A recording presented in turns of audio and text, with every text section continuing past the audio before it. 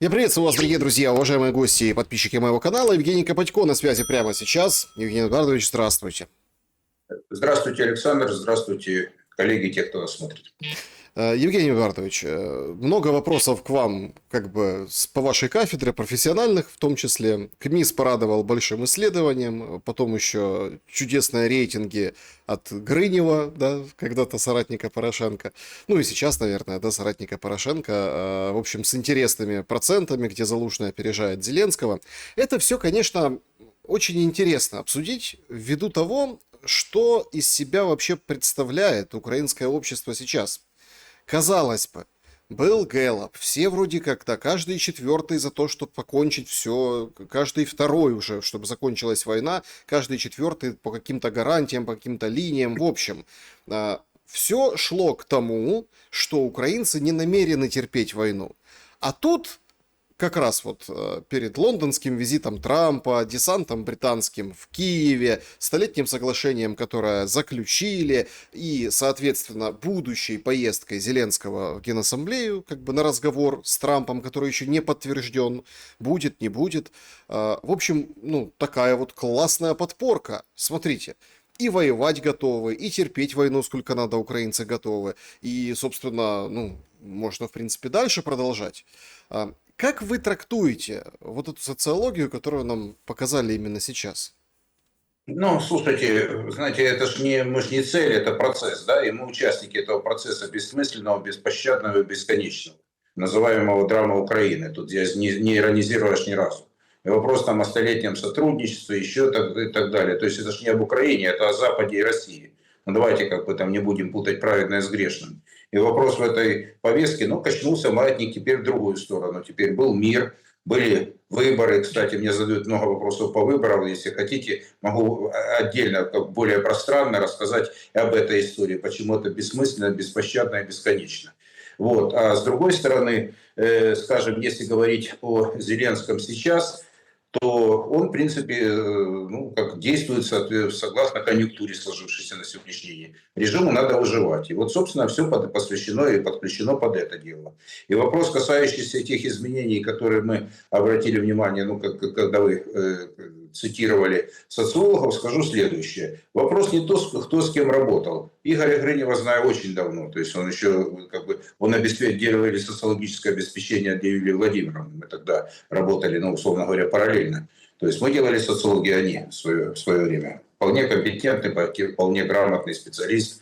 Вот, работали с разными заказчиками. Вопрос сейчас не то, с кем, а то, что получаем, какие цифры.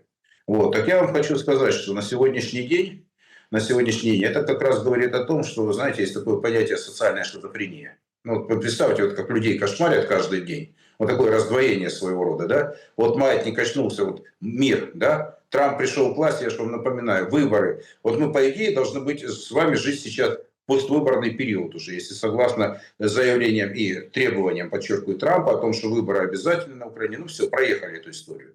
То есть, понимаете, приходится повторять банальные вещи. Сейчас трек войны, то есть удалось на какое-то время переубедить Трампа относительно того, что разговаривать с Путиным в Анкоридже это было хорошо, но непродуктивно. Теперь другая повестка, что мы будем бороться до конца, и Украина будет воевать. И вот эти опросы в данном случае, они же тоже отражают текущую конъюнктуру сегодня. Но подчеркиваю, Александр, на сегодняшний день это только часть украинского общества, подчеркиваю, часть украинского общества. Дальше. Вопросы, касающиеся, там зависит многое от постановки вопросов. Но с другой стороны, послушайте, когда вам не представлена никакая цель, и вы будете реагировать ситуативно. Пошло в медиа история, там, продолжая войну, вот публику и спрашивают об этом. Ведь монополия есть на пространство информационное. Есть полная монополия администрации президента. Спрашивают, а зачем марафон, зачем все? Есть люди, которые этим занимаются, которые обеспечивают этот режим, информационно поддерживают все, и подавление инакомыслия идет всяческое.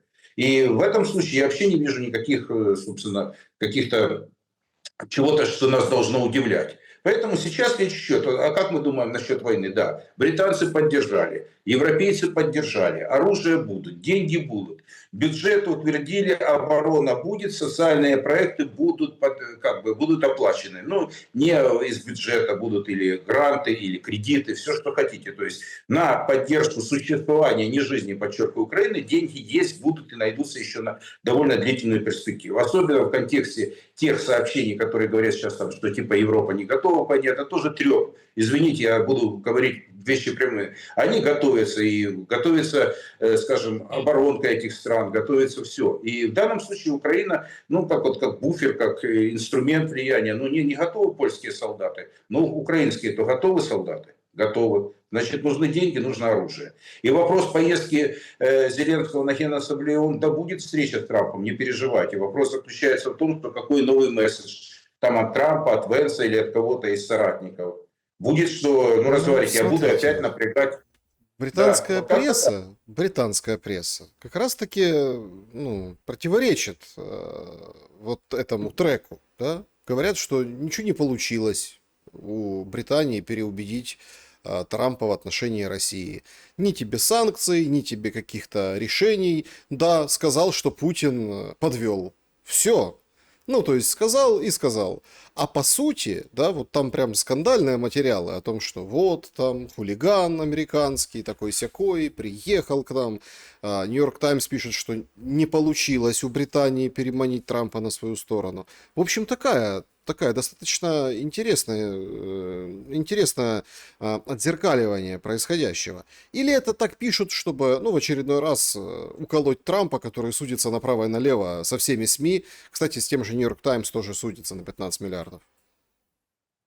Ну, смотрите, Александр, дело в том, что, ну, во-первых, ну, кто из них главный, это вопрос спорный. Я думаю, что американцы по-прежнему ведущую роль играют в мире и в отношениях с Западом, в том числе и с Британией, учитывая, что они подчеркивают каждый раз особые отношения. Вот эти все картинки там с королем, вот эти все там, всякие там, типа комиксы относительно этого визита. Это все как бы, ну, опять-таки, процесс, это, да, такой белый шум. На самом деле, я считаю, что Соединенные Штаты никуда не делись от антирусского блока и антироссийского блока, что они как подают разведывательную информацию Украине или всему Евросоюзу и НАТО, они подают. Как оружие продавали, так они его, вернее, не отдавали, а теперь продают. Они улучшили свою позицию.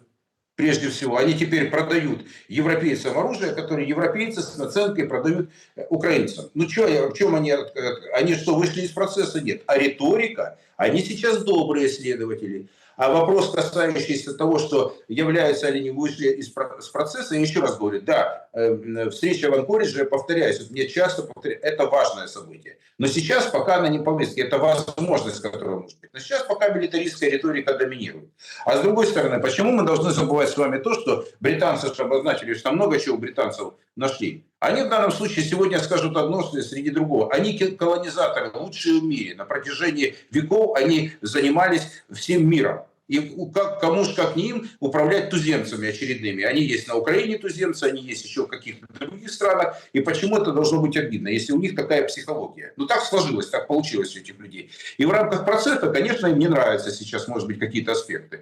Но завтра нравится, сегодня не нравится. Мы с вами комментируем эту историю. Суть от этого не меняется. Британцы, в принципе, играют ведущую роль в Европе по поддержанию Украины. Она сохраняется. Да, они недовольны, уже нет комплементарных отношений, как было в 2022 году, но этого суть не меняется. Они думают о том сейчас, чтобы, возможно, была смена власти, возможно, какие-то произошли изменения. Для чего возникает следующий вопрос? Вопрос заключается в том, чтобы заключить мир с Россией? Нет. Но об этом речи не идет.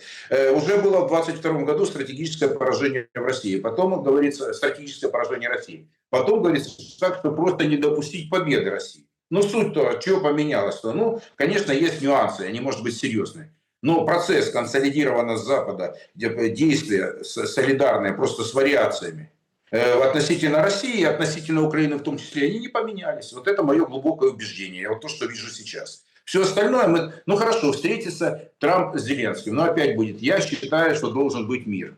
Правильно? Ну хорошо, пожалуйста. Еще раз говорю, у американцев и у британцев ресурсов столько, что они могут развернуть, вот это я не скажу в 24 часа, но в какой-то короткий промежуток времени они могут решать задачу по смене власти, по смену вектора политики направления Украины. И опять-таки не в 24 часа, мы с вами не, как сказать, иллюзиями кормить ни себя, ни других не будем.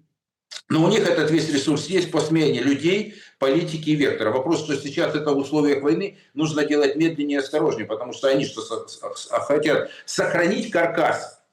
То есть, еще раз говорю, мое мнение заключается в том, что вот этот каркас украинской власти, которая сейчас вертикаль выстроена, то есть либо ее надо демонтировать на мирный трек, как принято говорить сейчас, либо сохранять сменой там Залужного, еще кого-то, внешнего управления. Ну, о выборах, я же говорю, это отдельное кино, я просто тут... Да, давайте о выборах поговорим по поводу, ну вот смотрите, там депутаты начинают говорить, что вот у нас там, ну эта сессия, ну может еще одна, да, там намеки делают другие, что скоро все уже заканчивается, поэтому нам надо готовиться.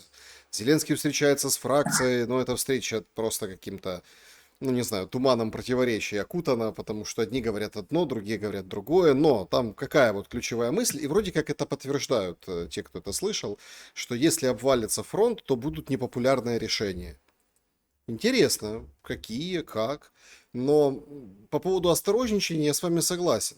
Социология, где Залужный побеждает Зеленского, где почему-то представлен Усик, который, ну, как бы не говорил, что я пойду в президенты, но он там есть. О чем нам говорят вот эти данные? Что думаете по поводу того, ну, смотрите, я понимаю, что я говорю с профессионалом в каком плане. Померили, показали, да, то есть правильно, неправильно, подтянули, не подтянули, но тем не менее. Результат налицо, мы его имеем. И насколько он отражает вообще вот это желание сохранить каркас и условно сменить власть для того, чтобы воевать дальше той же короне.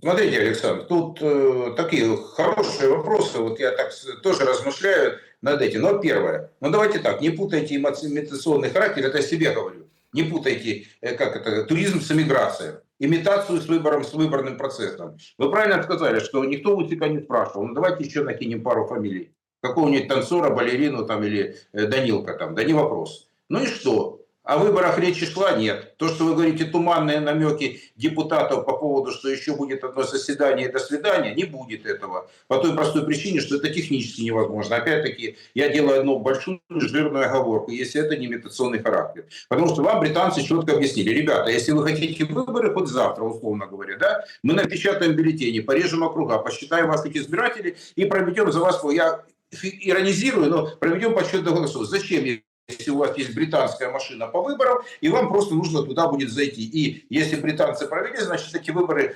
субъектны, как в какой-то туземной республике. Да и все, вопросов нет. Но это одна сторона медали. Теперь вторая. Почему мы решили, что они возвращаются в процесс? Мы же только с вами говорили минут 5 назад о том, что уже речь, Трамп говорит, выборы обязательны. Перемирие, выборы обязательно состоялись, они нет.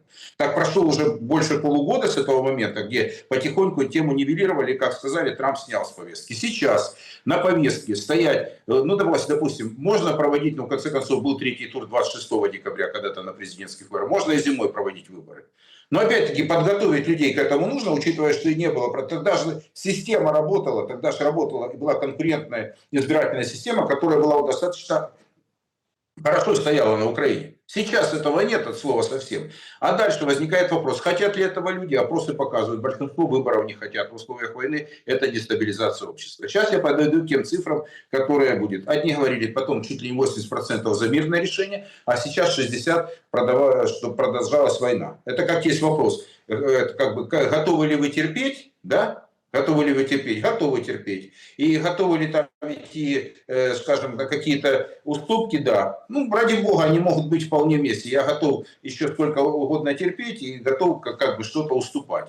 Да не вопрос, это все мы можем посмотреть. В данном случае ориентиров социальных у людей нет. Есть одна власть, есть один человек, который формирует всю эту повестку. Этот человек опирается на Запад. Запад тоже помогает ему, даже если очень не комплементарен к этому человеку, вести эту, ну как бы медийно сопровождать его. альтернативы на сегодняшний день нет. Ну хорошо, вы создадите сейчас предпосылки для выборов. Еще раз говорю, конструкт менять пока не будут по тем признакам, которые есть. Скорее всего, это будет внешне управляемая история, потому что выборы как процедура демократическая не работает, если мы не хотим румынский, молдавский или французский вариант. Я вам уже об этом говорил.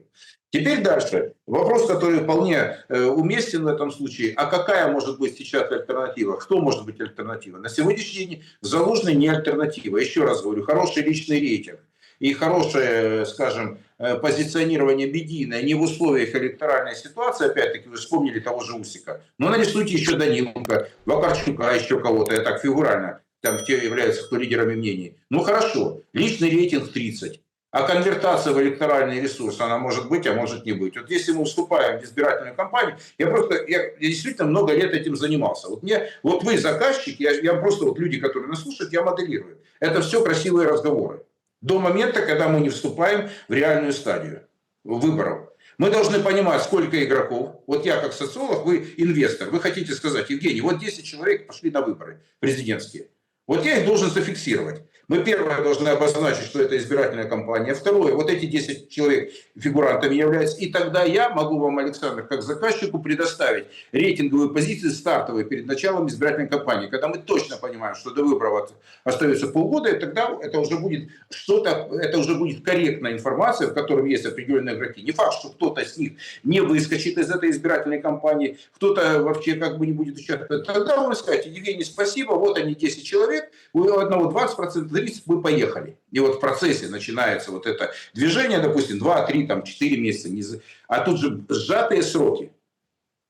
Как вы хотите померить? Вы меня спросите, я говорю, ребята, не знаю, вы ж меня, ну хорошо, а кроме Усика, потом я запустил уже поле, а вы сказали, ой, подождите, тут еще депутат Верховной Рады, там еще какая-то фамилия называется. Я говорю, ну подождите, ребята, у нас уже поле пошло. А говорит, ну как, а вот этих, нулевые рейтинги тоже мерить не надо. То есть людей вот мы вводим в заблуждение этим самым. То есть мы можем говорить Зачем? сколько угодно. Вот зачем? Сейчас новая замануха, извините за сленг, это вроде как опять разговор о выборах. Но я вам уже привел пример. Британцы его проводят, украинцы это принимают. Вопрос заключается в том, что это остается Зеленский, либо будет демонтаж. Либо это будет в процессе выборов, либо выборов не будет как таковых. Либо это будет внешнее управление уже такое, знаете, как администрация. Потому что ситуацию-то как-то вы же демократическим путем не измените. Тут должно все поменяться. Либо один человек, кто-то спойлеры, как говорят, я говорю технические кандидаты, я говорю об этом младшие спарринг-партнеры, которые, безусловно, легитимируют власть. Мы с вами видели это в 2014 году. Мы это четко видели. Вот был один человек, вот были какие-то люди, которые даже условно оппозиция, потому что коммунистов, регионалов нас задали под лавку, но были какие-то другие. И вроде как демократия, и вроде как часть там людей участвовали. Дальше выборы в Верховную Раду было осенью 2014 года. Опять-таки проект Яценюка, который прожил ровно год, а потом существовал в аморфном состоянии в виде депутатов, которые голосовали в уходу первого лица государства. Ну вот вы видели этот процесс. Но тогда еще как-то оно было управляемая ситуация в стране после госпереворота. Тогда как-то Донбасс отсечен был, тогда были переговоры Минск-1, Минск-2, это бесконечные переговоры на протяжении 8 лет. Но Украина жила, и людей в Киеве, особенно вот ситуация в Донбассе, не волновала. А жители Львова, они вообще были от этого очень далеки. И все прекрасно ездили в Крым. Там года до 16-го более-менее, пока там не подорвали линии электропередач. Вот такая была картина масла, привыкли люди к этому. Вот смотрите, здесь сейчас о выборах, если мы с вами говорим, то, вы спросили меня, я говорю, вот как человек, которого пригласили участвовать, как любая политическая сила, вам должны быть исходники. Первое, вы должны четко понимать сроки. Второе, вы должны понимать, кто будет, какие игроки, какие условия будут, что нужно изменить в стране, ведь и раньше, если были там, условно говоря, в мирных условиях была одна ситуация, просто нужно было подготовить, пересчитать избирателей, посчитать округа и так далее. А сейчас же все по-другому придется делать. Все по-другому, Саш, придется делать. И все, я считаю, что это пока только, разогрев почты. Мы с вами вот уже 10 минут об этом говорим. Просто, наверное, говорить об этом тоже надо. Вот специалистов многие спрашивают, будет ли это, поменяет или не поменяет. А нужно ли это оппозиции? Вот вы рейтинги какие сейчас даете, что, допустим, Залужный опережает Зеленского. Что это говорит? Это о том, что это, в общем-то, нехорошо для власти. Зачем им нужно? Тогда пишут много о том, что хотят зачистить Залужного там, или каким-то образом его рейтинг понизить. Да чего вы его боитесь? Он сидит в Лондоне, и кто факт будет за него голосовать? Попробуйте, чтобы вояки, извините, создали нормальный, полноценный избирательный блок. Я утрирую в этом плане. Военные, они же по-другому вообще размышляют. Это же не процесс избирательный. Вы что, проголосуете строем из казармы, пойдете голосовать? Ничего подобного. И кто вам сказал, что его рейтинг конвертируется в какой-то электоральный ресурс? Ну, я вас умоляю. Почему мы решили, сделали такой допуск? Смотрите, тут очень примечательно выглядит следующий момент. Если, ну так, гипотетически, да, будут какие-то выборы, да, понятное дело, что важно же, кто их признает. Важно, ну, то есть, смотрите, мы этими выборами можем или спасти то, что там называется государственностью, и когда, ну, опять-таки, все люди говорят, что выборы не нужны, нужны. Выборы всегда нужны. А в это острое, опасное время войны так тем более нужны. Да, понятно, что это все не будет в чистом виде, там, как принято там, профессионально раскладывать. Понятно, что это будут сжатые сроки. Понятно, что это там повыскакивают как черт из табакерки разные персонажи. Понятно, что сыграют там технических кандидатов, легитимизируют сам процесс. Британцы все проведут. Зачем нужны выборы? Выборы нужны для того, чтобы легитимно, ну, продолжать войну или заканчивать войну, но легитимно, с новым кредитом доверия. Заканчивать войну, понятно, да, власть, которая зашла, она все подписала, все, закончили, или там дает гарантии, что не стреляем, или там еще что-то, ну там выполняем какие-то условия, не выполняем. Новая власть должна взять на себя также кредиты, которые были выданы, ну то есть ответственная быть за долг, который есть. Потому что в том положении, в котором мы сейчас находимся, это же безответственность и в отношении войны, в отношении мира, переговоров. Вот Умеров выходит, говорит: ой, вы знаете, говорит, у нас только гуманитарный блок работает, там тела передают россияне украинцам, ну а переговоров о завершении войны нет. Ну так поэтому, наверное, и нет, потому что сама вертикаль такая.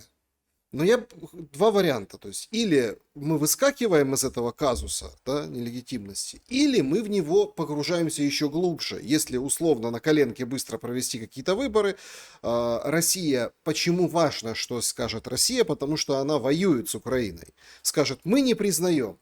И получается, что Зеленского не признают сейчас, новых не будут признавать, и получается, что, ну, как бы все продолжается. Вот вокруг чего бы я хотел сконцентрировать вашу мысль и вашу аналитику. Ведь мы находимся в жутчайшей ловушке. Вот этот, например, 100-летний договор они подписали. Ну так хорошо. А парламент вообще легитимный? Ну, говорят, да. Но если поскоблить чуть-чуть, то есть вопросики. А президент что? А он уже как бы не подписывает эти договоры.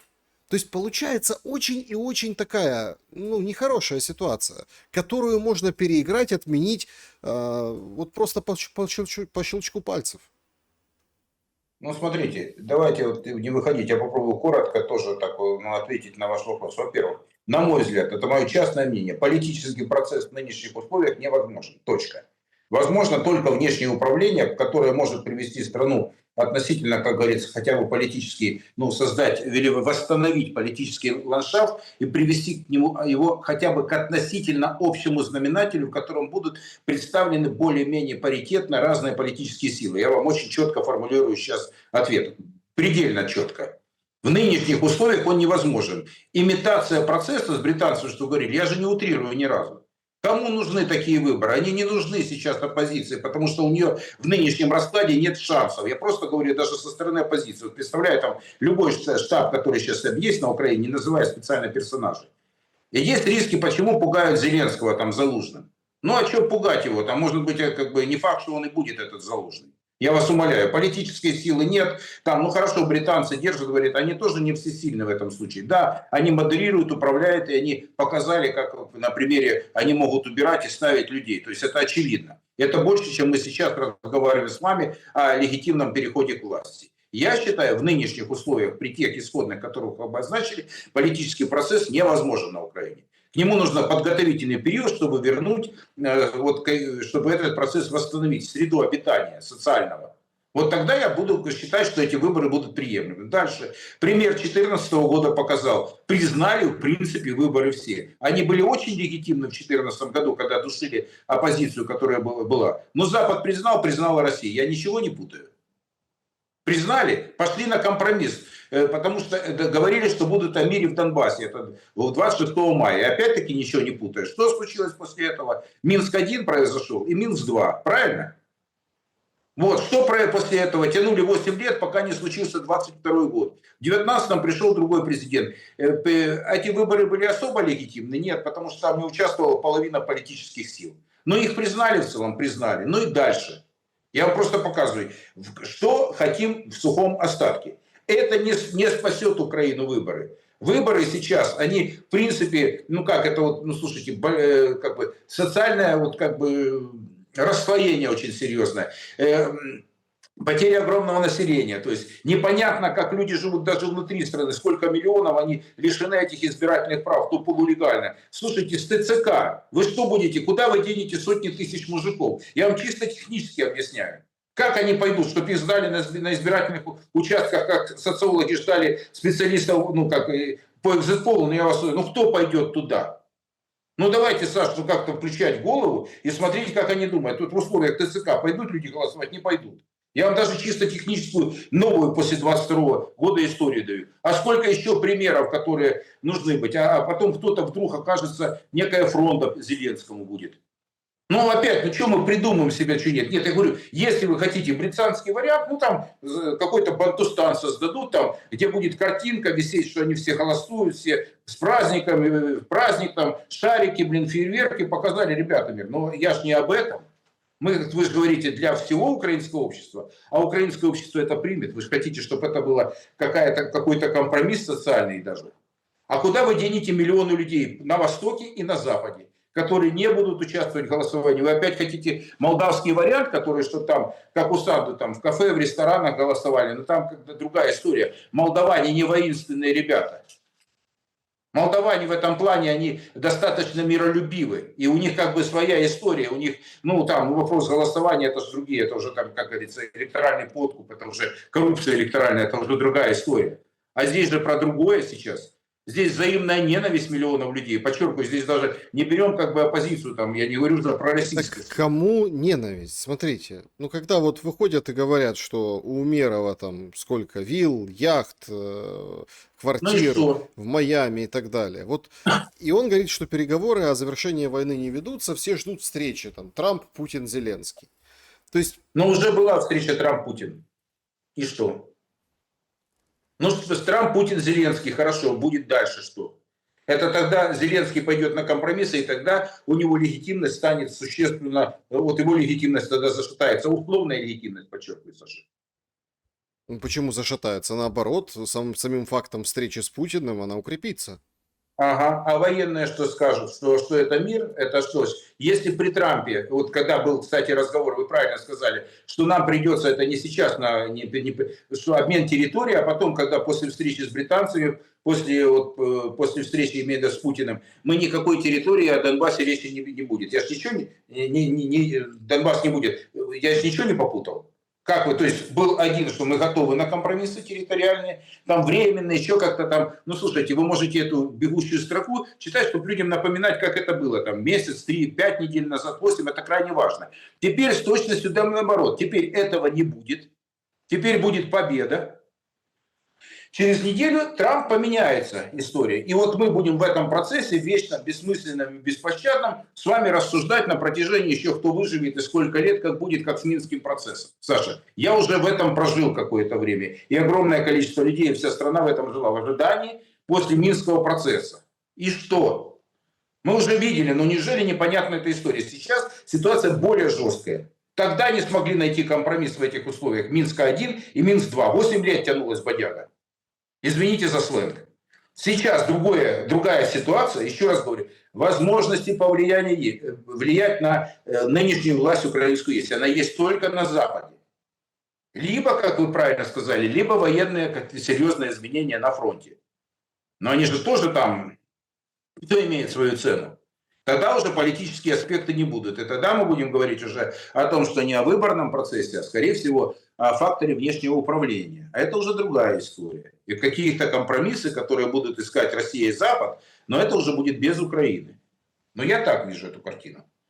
Ну, кто же это, все же хотят сохранить, с одной стороны, Зеленского, но все боятся вступить в политический процесс, потому что видят то, ну, а Залужный, а придут люди с фронта, а вы откройте границы на какое-то время. Вам показала практика. 18-22 года там тысячи людей уже быстро ломанулись из страны. Извините, я сегодня говорю так вот на сленге, но как понятно, вот люди так говорят. Суть от этого не меняется. То есть люди будут пытаться как-то не участвовать в выборах, а уйти от выборов. Вот и все. Какой процесс? Им жить надо. Ну, У давайте них картина мира, конкретная картина будущего точно сейчас не о Евросоюзе. ну, тем более, что в Евросоюзе там немножко прикручивают гайки и уже подумывают о том, как бы, ну, в общем, спихнуть назад неликвид, ну, тот, кто не остался, не работает, бизнес не Ну, ведет. своим гражданам не вид, это хорошее. Вот для них, извините, это люди, которые, условно говоря, не считают очень ценным ресурсом. Британцы точно считают ценным ресурсом, поляки считают ценным ресурсом. Просто либо ты работаешь, если не работаешь, до видзения, как говорят поляки. Просто Вот и все. понимаете, какая штука? Тут же очень важно сейчас понять, да, так, ну, то есть украинцы, да, которые там уехали, которых жмут, прижали, меняется к ним отношение.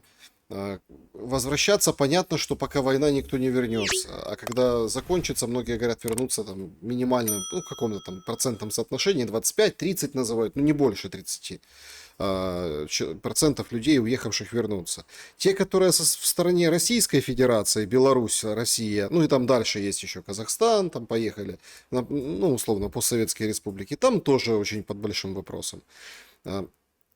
Вопрос заключается в понимании того, вот есть видение вообще следующих шагов политических Зеленского, вот конкретно следующих шагов. Риторика сейчас, будь здоров, вы вспоминали, говорит, у нас отопительный сезон, в России отопительный сезон, там, нам бьют энергетику, мы тоже бьем НПЗ, там тоже будем бить, наверное, по ТЭЦ будут бить, по ТЭС, в общем, по инфраструктуре, мы там операции проводим, подрываем ЖД-пути, да, какие-то, или дороги, мосты, вот это вот все.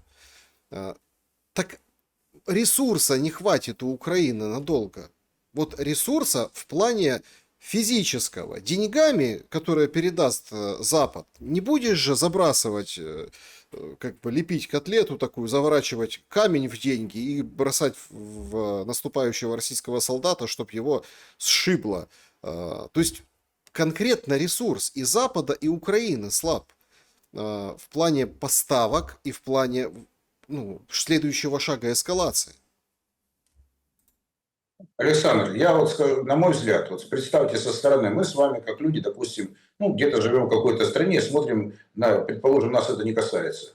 Но кто из нас поверит в то, вот слово «поверит» тут имеет значение, когда одна из сторон, которая воюет, рассказывает второй стороне, что у нас нет оружия, у нас нет денег, у нас нет солдат. Ну, слушайте, ну, это дичь полная, понимаете? Страна, которая сама нивелирует свои возможности. Я, скорее всего, пошел от обратного, что это такая, знаете, шумовая, дымовая и словесная завеса. То есть демонстрируй свою слабость и держи в секрете свою силу. Ну вот как-то так, совершенно с точки зрения вообще даже примитивной логики.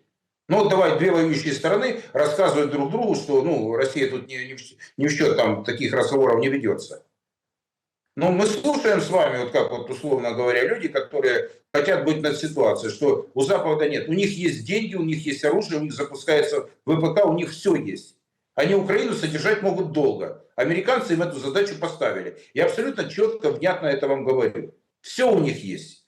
Вопрос, касающийся того, захотят ли их дальше воевать украинцы, все, стимулировать как бы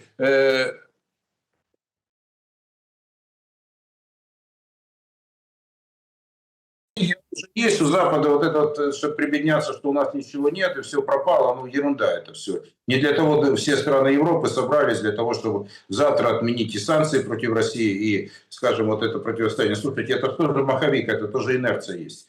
Теперь дальше. Вопрос, который касается там выживаемости и относительно людей. Ну, никто там их особо возвращать и не будет. Поляки, еще раз говорю, большинство украинцев работает в Польше, они нормально себя, ну как, относительно нормально себя чувствуют. Те, кто не работает, очевидно, уедут дальше. Вопрос высылки их обратно, это может носить какое-то, иметь какую-то действительно перспективу, но, я думаю, незначительная только для одиозных, наверное, маргинальных элементов.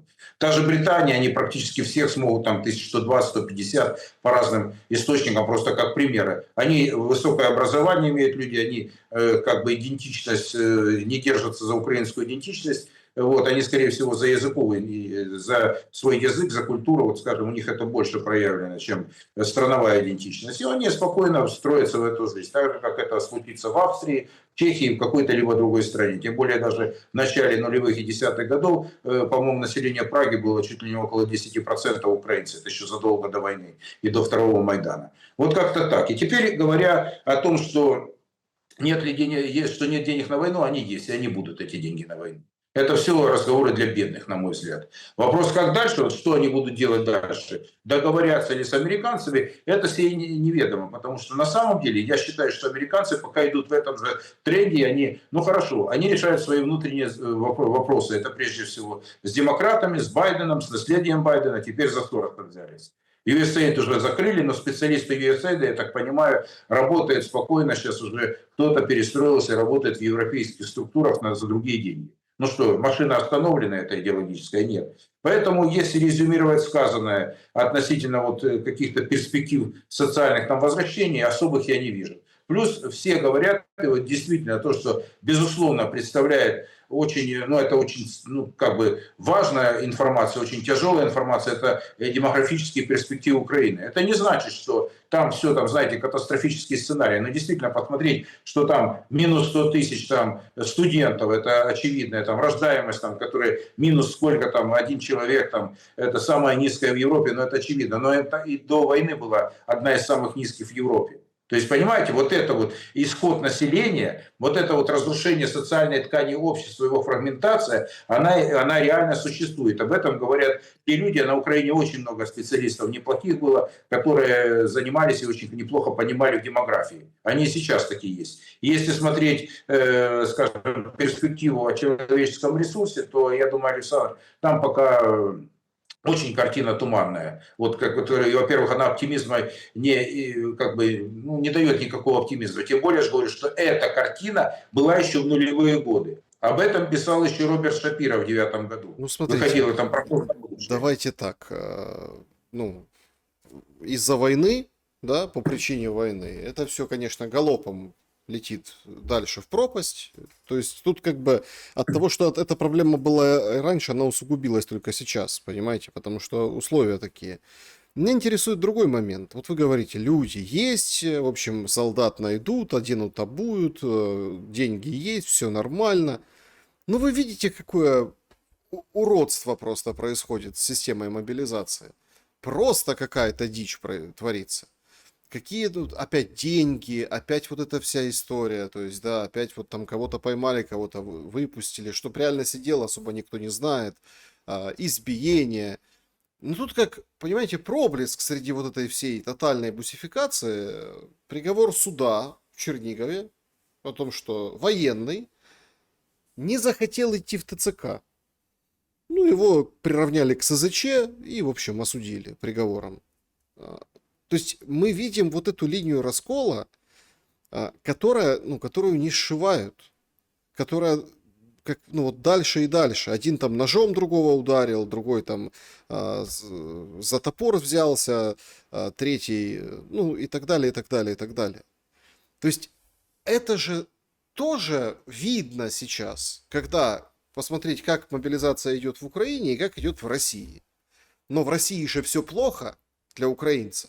Да, то есть, это вот эти ничего не понимают, эти там москали туда-сюда, такие-сякие.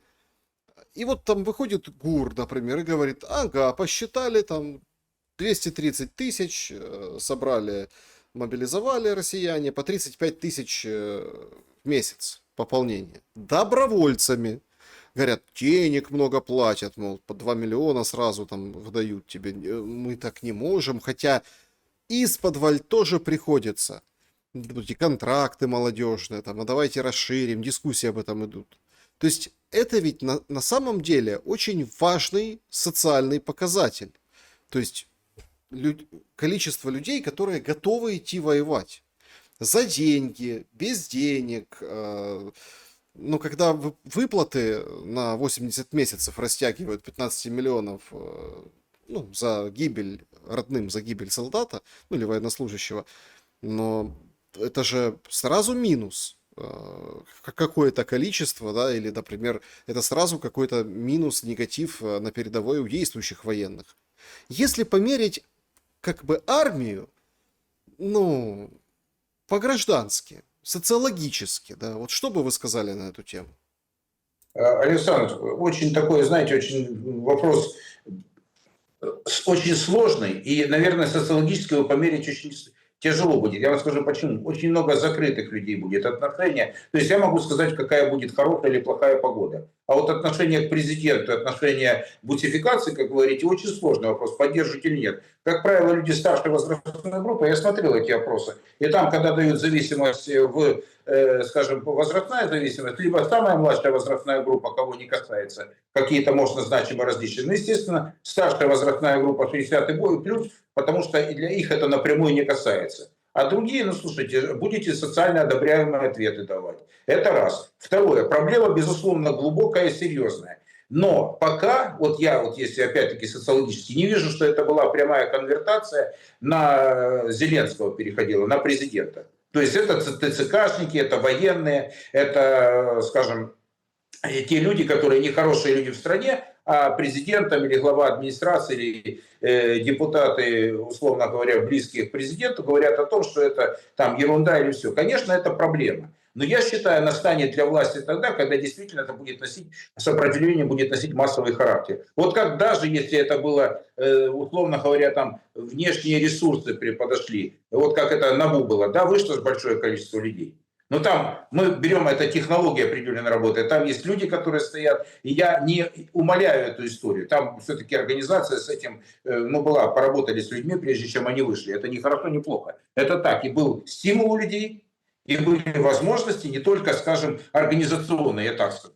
Здесь они не менее, а может быть больше, вот эта взаимная ненависть. Вопрос заключается в том, кто сможет это возглавить. Потому что здесь, безусловно, без организации такой стихийная неприязнь в обществе, вы как журналист абсолютно правильно это фиксируете. Вы пытаетесь довести эту информацию, об этом знают все люди. Эта тема обсуждения очень глубокая.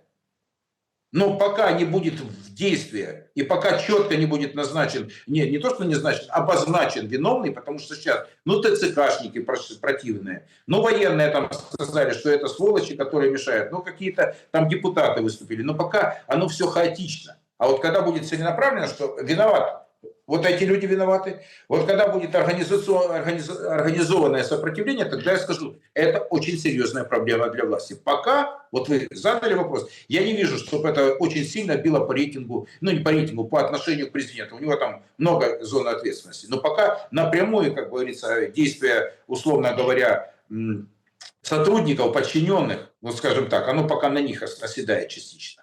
Но проблема очень четкая. Если она станет в организационном русле, тогда это очень большая проблема для власти. Вот тогда риск очень серьезный, что ситуация может выйти из-под контроля. Вот здесь риск невероятно большой.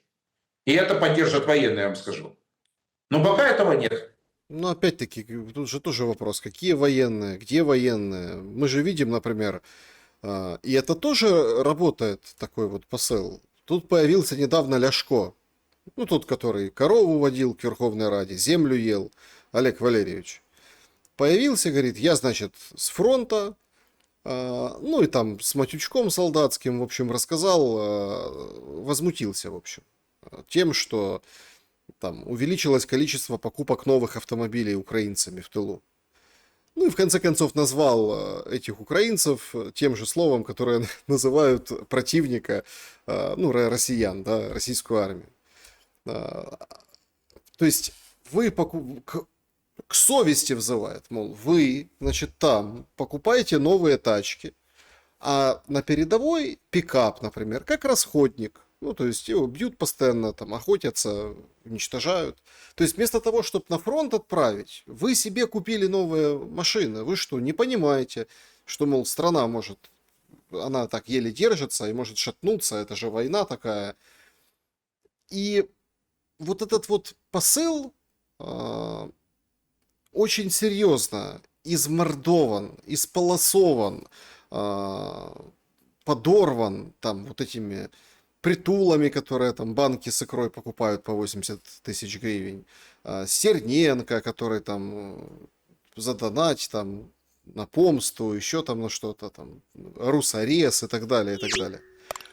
Уже устали люди это, а вот к совести все равно продолжают вот такой солдатской совести взывать.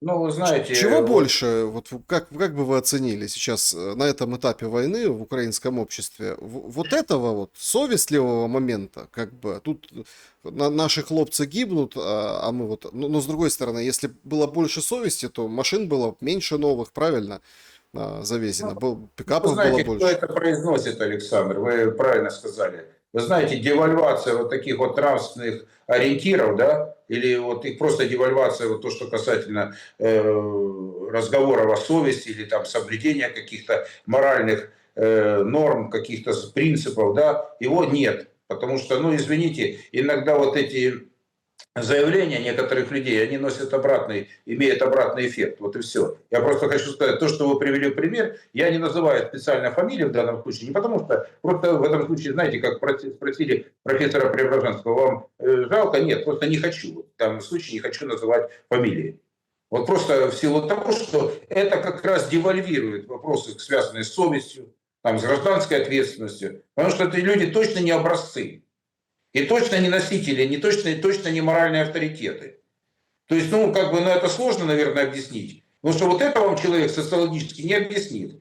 Но это точно не добавит рейтинга этим людям, потому что такие дискуссии даже здесь не ведутся, Александр. Вы носители не тех назвали, я вам откровенно говорю.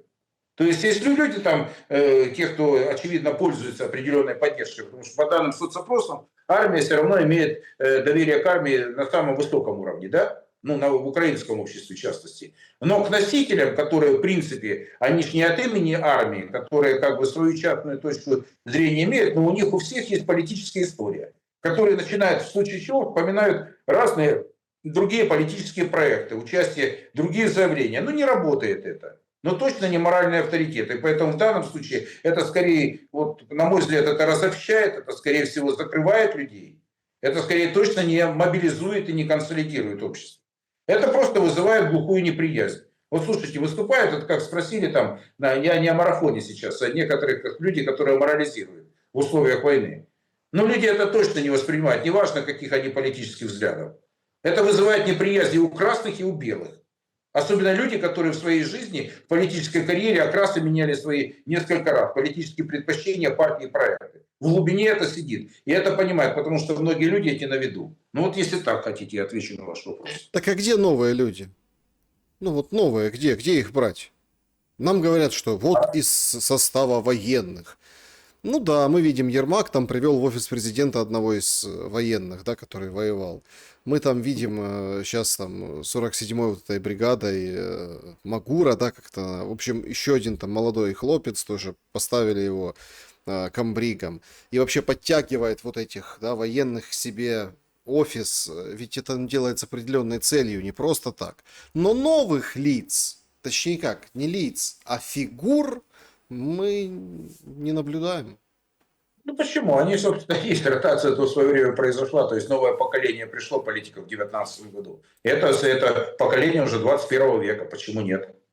Ну вот вам первый ответ на вопрос. Уже среди него ротация идет, уже подтягивается, уже те, которые помоложе. Почему? Ротация произошла в украинском обществе очень глубокая. Вот эти люди, которые, скажем, представляют старые политические проекты, вот они уже где-то анахронизм. Вот у них уже политическая перспектива очень сомнительная. Да, это может быть какой-то ренессанс, для кого-то может быть какая-то там возможность сохраниться в высшей лиге политики, если мы к этому вернемся, да. Но уже эти люди, даже я не знаю, там называете военных или нет, уже новая генерация пришла. Ну Начиная где с она? спикера Верховной. Так где? Ну, он президент, спикер, бывший премьер новый. Там, я вам десятки людей назову, которые вообще новые, которые 5 лет их вообще не было во власти. Это новая генерация уже пришла. Молодых людей, которым уже за 40, которые не помнят советского опыта. Вот вам ответ на вопрос, прямой. А вопрос среди них ротация, да. Вопрос, что они видят, какую картину мира они представляют, какую картину будущего. Вопрос их субъектности, персональной, политической. А с оглядкой опять на то, что страна находится под внешним управлением и зависит от финансов, которые без внешних финансовых влияний не выживет. Это понимают, кстати, те люди, которые находятся во власти. И это, кстати, является предметом внутренних выяснений отношений внутри.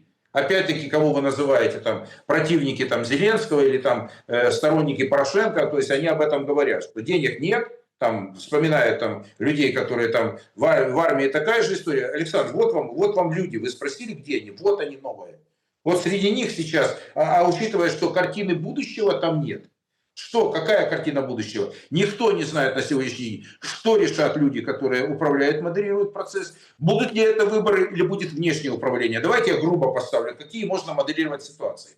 Ротация в этих условиях, там, условно говоря, там, посла на президента, еще кто-то в процессе. Возможно, через какое-то время ротация Верховной Рады, но это уже будет люди нового поколения. Может быть, небольшой процент останется людей из старой гвардии. Возможно. Я вам просто... Вот вы просите конкретное модерирование ситуации. Предположим, возвращаемся в политический проект. Но это все-таки будет зависеть от тех ресурсов, которые напечатают вам бюллетени в Лондоне, технологи, которые приедут оттуда, округа, которые вам нарежут оттуда, избирателей, которых вам порежут оттуда. Я вам просто технически говорю. Неважно, откуда. И избирателей тоже дадут. А как вы хотели? Избиратели, если надо, они вам дадут на Западе. А чего вы смеетесь? Вот вам, пожалуйста. Нет, мы ни грамма не утрируем. Вы спрашиваете вот конкретные ответы на конкретные вопросы. Вот, предположим, мы вернулись в лоно выборов, мы не знаем, смена власти, радикальная смена власти или внешнее управление. Я пока так поставлю. Почему вы отбрасываете, как вот этот мусор, отметаете вообще волю украинского народа? Подождите, где вы увидели слово, когда я... Вот при всем, что я имею, конечно, у меня есть свои взгляды, я никогда, вот как вы видите в эфирах, персон стараюсь только в контексте чего-либо. Я не даю оценок, я не называю какие-то вот фразы, касающиеся там, вот это не моя задача. Вы меня приглашаете как человек, который занимается каким-то вопросом. Я не лезу в экономику, я просто могу изучать социальные последствия экономических действий. Я здесь кое-что понимаю. Дальше я не буду за это умничать. А вопрос, касающийся воли народа, а как вы считаете, народ, который загнали под лавку все, которые боятся люди, которые не могут выехать за границу, которые люди поражены правам по всем позициям? Я вам просто как социолог, если из одного, там, ну, лучше, подождите, из 20 лучше один вам ответит на вопрос. Вот вам ответ. Не работает даже этот инструмент. Простой рабочий инструмент, который в любом обществе работает, когда власть хочет вести диалог с народом по принципу работать через социологов. Это не важно, какой режим. Если грамотно, там много грамотных социологических компаний, если они не могут нормально работать, вам первый маркер, вот, даже со твоей кухни смотрю. Человек за границу не может выехать. Люди за взятки берут, чтобы не идти в армию. 100 тысяч или 150 людей убежали, кто-то говорит, ушли из армии. И все. Внутри конфликт возникает в селах, в городах по поводу того, что кто-то кого-то в армию забирает, кто-то от армии прячется. За границу люди тотально не могут выехать. Это картинка постоянная на телевидении. Миллионы людей находятся за границей, и вы говорите, что я как-то что-то отметаю. Люди выживают сейчас, Александр. Речь не идет о том, что какая-то консолидированное общество. Каждый человек задает себе вопрос. Вот отбросив нашу дискуссию, они могут послушать нас, согласиться, там, не согласиться, критиковать. Не в этом дело. Они слушают многих.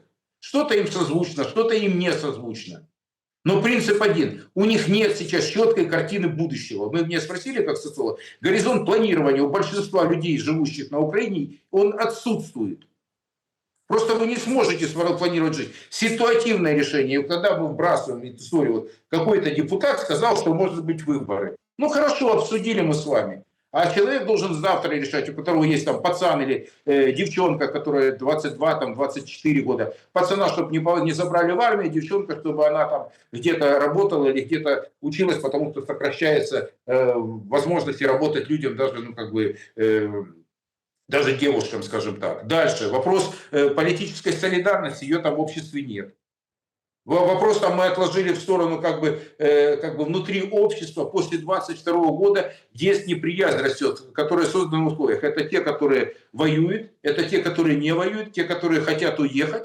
Это совершенно другое кино, это совершенно другая реальность. А вопрос, касающийся того перспектив политической жизни, мы с вами можем моделировать. Вот есть один игрок, есть второй, есть третий. Но когда возникает, опять-таки, конфликты внутри среды, приходит, допустим, президент и говорит в Верховной Раде, ну, условно говоря, там, половина, не половина депутатов, это не важно, Александр, да? А кто-то говорит, что вы тоже не факт, что у вас там будут возможности, да, какие-то там управлять страной. Сомнительная легитимность президента в глазах многих, да, которые это подчеркивают и говорят на Украине, мы же только украинскую говорим историю. Заметьте, я только цитирую либо западные, либо украинские источники. Либо сомнительная легитимность Верховного Совета. И они, посмотрите, вот что я вижу сейчас, вот для меня это очевидно. Вот хотят вот моделировать, я имею в виду люди, которые участвуют, пытаются как это модернизировать политический проект, да, ресурсов, как вы правильно сказали, нет. Ну, имеется внутри страны. Внешние могут быть там, и деньги дадут, и оружие дадут, но усталость тоже есть. Усталость есть в обществе колоссальная. Это, кстати, тоже аргумент, который очень серьезный. И как решить вопрос? Смена власти легитимным путем, тут есть риски, правда ведь? Шатнется ситуация. Задают людям вопрос, а как вы считаете, той части общества, подчеркиваю, уже не большой части общества, мы считаем, что выборы не нужны, большинство отвечает в нынешних условиях, потому что они могут дестабилизировать ситуацию. А в случае перемирия, да, возможно. А что будет в случае перемирия? Мы с вами, вот вы инвестор проекта. Что вы мне предлагаете? Я, Евгений, я меряю социолог, а вы, Александр, вы вот расставляете игроков. Вот что они должны, чтобы за них проголосовали? Люди должны, во-первых, успокоиться. Люди должны как бы выйти, прийти там на избирательные участки, их не должны, скажем, забрать в армию в этом случае. Ну, понимаете, ну, какие-то простые вещи должны случиться. Они не должны, в случае чего, если открываются границы, они не на избирательный участок пойдут, а полетят за границу. Там, ну, полетят, в смысле, быстро поедут за границу. Вот что происходит. И в данном случае, вот как бы вы говорите о людях, о народе, то есть в данном случае он... Но уважения-то его нет к народу там у нынешней власти. Давайте откровенно говорить. Да, Его-то нет. уважение вообще как понятие. Ну, послушайте, мы не те категории выбрали для этой ситуации, для этой истории, я вам честно говорю. Моральные, скажем, моральные постулаты в этом случае, они ну, как бы, ну, неуместны в нынешней истории. Они, может быть, для какого-то другого разговора. А вот морализация, вот вы привели там пример одного политика, сказал, что они там сволочи, там какие-то там машины покупают. Ну хорошо, 14 год был, я еще помню по киевской истории, там продал Rolls-Royce, шел на фронт. Там все это уже мы видели. Это все уже было в 2014 году. Ну там что еще было сейчас? То есть у людей, скажем, вы что думаете, что если посмотреть, вот, ну пусть социологи проведут опрос на Украине. Вот открытый вопрос зададут: моральные авторитеты нации. Это легко провести. И вот это, на которое ответят многие вам. Ну, герой Украины порубей, чего? Нормально. Ну, подождите. Саш, я сейчас просто говорю, вот тогда картинка, она будет понятна, но она опять не отвечает на все вопросы, которые есть. Вы можете получить это отражение вот, жизни людей в это время. Я еще раз говорю, я не утрирую, не иронизирую по этому поводу. Но вы получите только часть картинки, которая отражает вот это зеркало украинской нынешней жизни. А дальше начнутся более глубокие вопросы. Что вы будете дальше делать, если уважение к людям, которые, в принципе, поменяли свою повестку и риторику за несколько лет диаметрально на 180 градусов, чтобы не говорить как одна на 360, на 180 она менялась хоть по кругу, считайте. Вот этот вектор, на запад смотрели, условно говоря, вектор был, на юг смотрели, на север, на восток, уже это все было. И вот как может быть человек моральным авторитетом, если завтра у него поменяется конъюнктура, и он скажет: не, ребята, я теперь выступаю за определенную, скажем, носитель является определенной повестки. Они зависимы, эти люди, даже те, которые у власти. Да, в условиях войны, конечно, есть некий элемент субъектности, потому что, безусловно, большое количество людей, которые умеют воевать, организованы, все, у них другое видение жизни. И я просто жизнь, а потом как, еще раз говорю, мы с вами очень чувствительный вопрос поднимали, и история говорит об этом. В любой стране мира вот переход к войне, это стресс, это не значит, что не надо переходить. Вопрос о том, что делать с людьми. Там, ладно, небольшое количество людей, которые были там где-то за границей, экспедиционный корпус. А когда миллионы людей воевали, когда поломано сознание у людей, когда травмы большие, вот куда они пойдут, что они будут делать, кого они будут ненавидеть больше всего? Слово «ненависть» имеет значение? Как эти крайние характеристики, черно-белые, они имеют место быть? И восприятие такого, что, знаете, как у Юнга, если ты не пережил это, тебе перенести человеку, объяснить, что такое там люди, которые воевали, тех, которые не воевали, очень сложно. А люди, которые понимают, что им надо выживать, чтобы их детей не забрали в армию, а таких сотни тысяч, мягко говоря, они тоже думают по-другому. И это точно не комплементарные власти люди. Вот и все. Вот так я вижу картину. Евгений Копатько был моим собеседником сегодня. Благодарю за время и мысли. Спасибо, друзья, что посмотрели это видео. Напишите в комментариях, с чем согласны, с чем не согласны. Подпишитесь, не забудьте. И лайк поставьте. И хороший, добрый комментарий, приветствуется. Берегите себя и друг друга. Добра и света.